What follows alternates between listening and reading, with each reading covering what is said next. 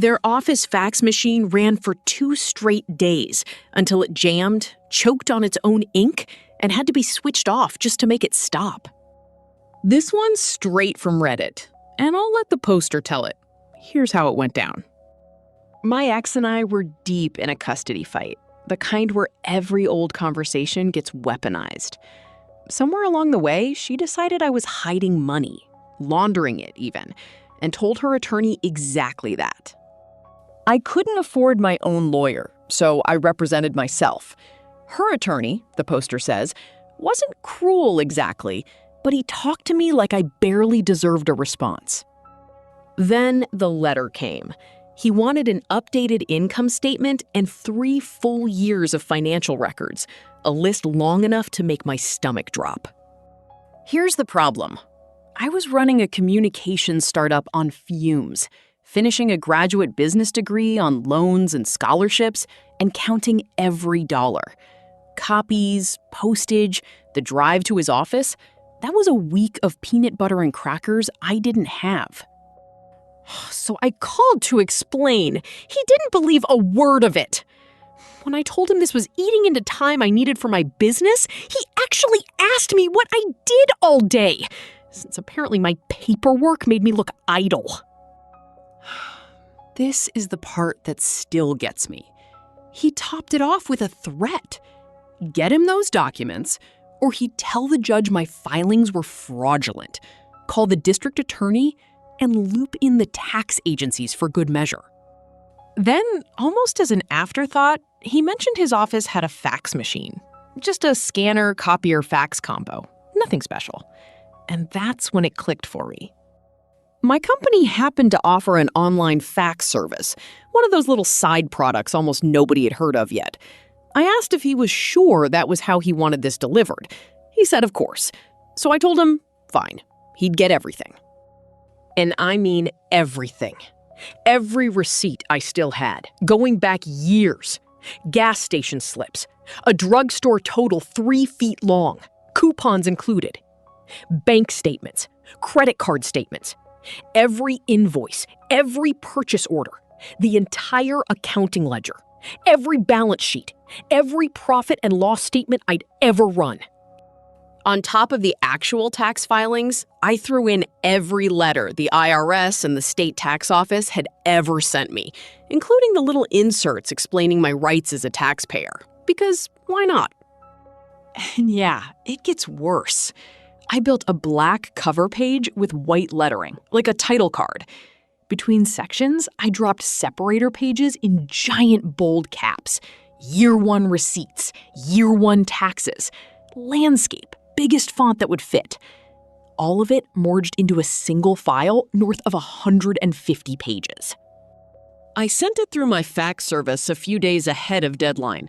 Almost immediately, I started getting failure notices. Strange. So the poster says he just set the system to keep redialing automatically until it finally went through. Problem solved, as far as he was concerned. 2 days later, someone from the attorney's office called asking me to please stop. Their machine had been running non-stop, jamming, running dry on ink, getting shut off and restarted just to survive the flood of pages. I reminded her that her boss had promised the DA and the IRS if I didn't deliver every page by deadline. So until I got a confirmed success, the fax was staying on. When she asked me to just email it instead, I told her my email couldn't handle a file that big, which wasn't exactly true, but close enough for government work. I said the fax would keep going unless he put it in writing, either that he was dropping the request or that he'd cover my printing and postage costs. She put me on hold. He got on the line himself. He told me to forget the financials altogether. I told him I'd need that in writing first. I'd stop faxing the second I had it, not before. He wanted it the other way around. Stop first, letter later. I wouldn't budge. A silence. Then the line went dead. And there it is. 20 minutes later, a signed letter landed in my inbox, confirming I no longer had to provide the financials. Buried underneath, a line threatening sanctions or a lawsuit for interfering with his business. He never brought up sanctions, lawsuits, criminal referrals, or a single page of financials again, the poster says. Not once for the rest of the case. Okay, that's the poster's story, told the way they lived it. Now, let me step out of the narrator seat and give you mine. First, the jury, because the comments had a lot to say. The top reaction was pure delight. Basically some version of the facts, the whole facts, and nothing but the facts. Right behind it, someone who does this professionally described it as paper bombing, deliberately handing over the entire record, boxes and all, whenever someone demands more than they actually need. A cluster of others just loved the production value, the black cover page, the giant separator headers, calling it a genuinely well-built piece of malicious compliance. Here's where I land. The ex lit the fuse with an accusation she couldn't back up. That's real, and it's on her. But the attorney is the one who turned it into a threat-laden fishing expedition, refused to hear that the request was a genuine financial burden, and then mocked the guy for it. That's not diligence. That's bullying someone he assumed had no way to push back. I'll steelman the other side for a second. If you accuse someone of hiding assets, a lawyer probably does have some duty to ask questions. Fair. But you don't get to demand a small business owner bankrupt himself proving a negative. And you definitely don't get to threaten the IRS on someone for asking to do it affordably.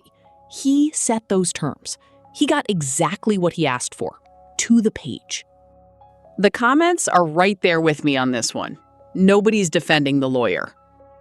So here's my question for you. Was 150 pages of receipts and tax letters the perfect punishment for a bad faith demand? Or did the poster take it one fax too far? Cast your verdict in the comments. Like the video if you agreed with how this one landed, and subscribe so you don't miss the next verdict. That's what keeps this courtroom open. Case 2. A woman bolted off the curb and threw herself into the back of my ambulance. And 3 seconds later, a police cruiser screeched up behind us with its lights going, and I slammed those doors shut before he got anywhere near her. The poster tells it from the front seat of that ambulance, and here's how they lay it out.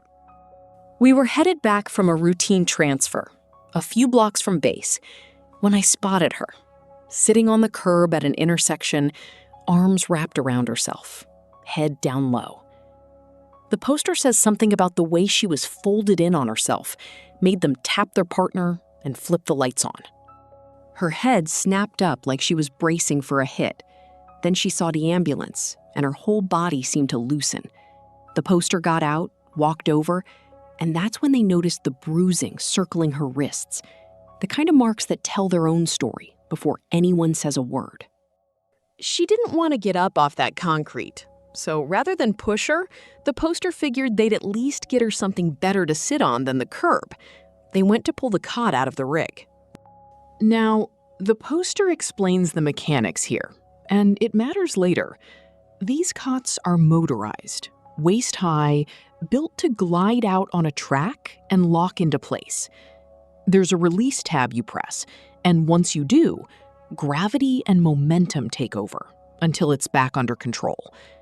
The thing weighs about as much as a grown adult. The second that tab got pressed, lights and sirens lit up behind them. A city cop, outside his own jurisdiction. Nobody had called him, nobody had asked for him. The woman went rigid. She said something like, "Oh God, he's here." And then she moved. Poster says faster than they'd ever seen anyone move, straight past them and up into the back of the rig, dropping onto the bench seat. And that's the part that gets me. The poster does the math in about half a second, realizes exactly who this cop is to her, and slams the door shut before he's even reached the bumper. What followed was a standoff. The officer demanded to know if she was inside. The poster played dumb, didn't have a name for the patient, wasn't about to hand over a private citizen for a roadside interrogation, told him flatly the ambulance wasn't going to double as his interview room. Back and forth, minute after minute. the poster holding the line while the partner slipped off to loop in their chief. Here's the detail that matters. They'd stopped on a slope.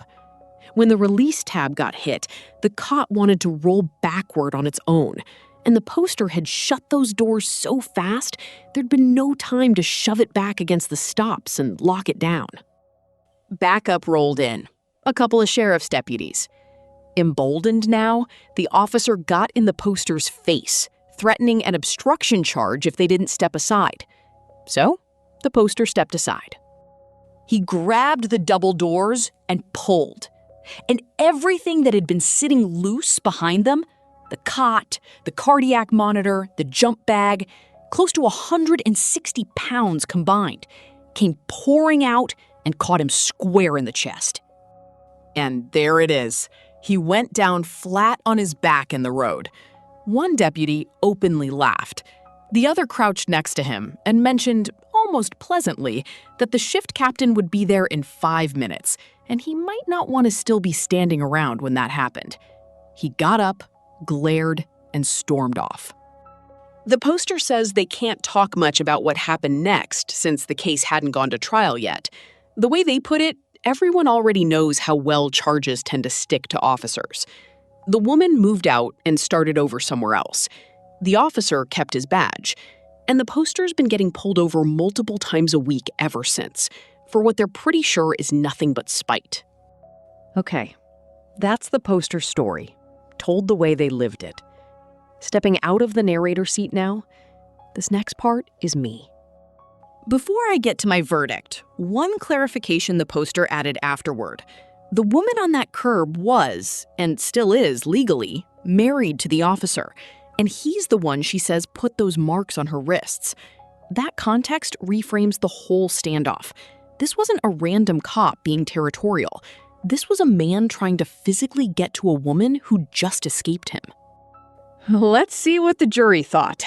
The top comment came from someone who's lived through domestic abuse themselves, thanking the poster for standing their ground and pointing out how much harder these situations get when the abuser has any kind of institutional power backing him up. Right behind that, a big chunk of the room zeroed in on the twice-a-week traffic stops, calling it exactly what it looks like: retaliation dressed up as routine enforcement. A few people also just wanted to know what the department had to say for itself. Here's where I land. The officer is the one in the wrong. Full stop. Abusing his position to try to reach a woman fleeing him, jurisdiction be damned, and then using his badge afterward to make the paramedic's life harder out of pure spite. The poster didn't provoke a thing. They stalled, they protected a scared woman, and physics did the rest when those doors came open. I'll admit there's a real, uncomfortable open question the comments raised, whether that harassment ever gets addressed, given how these internal cases tend to go. But on who was wrong that day at the roadside, the comments and I are in exactly the same place. So here's what I want to know.